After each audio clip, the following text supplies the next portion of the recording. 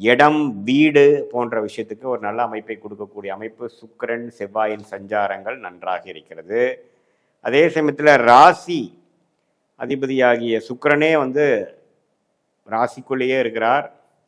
அதுக்கப்புறம் கடைசி வாரத்தில் 2ஆம் இடத்துக்கு வந்து குரு பரிவு வருவது அருமையான ஒரு அமைப்பு. நிதி புலக்காட்டங்கள் அதிகமாக போகுது, பண வரவுகள் நன்றாக இருக்க போகிறது.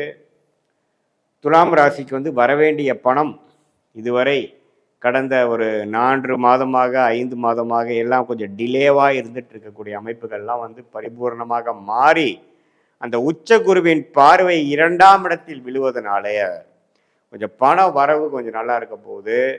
2025 நவம்பர் மாதம் குறிப்பாக சொல்லணுன்னா ஒரு செகண்ட் வீக்லேருந்து நல்ல ஒரு அமைப்பு.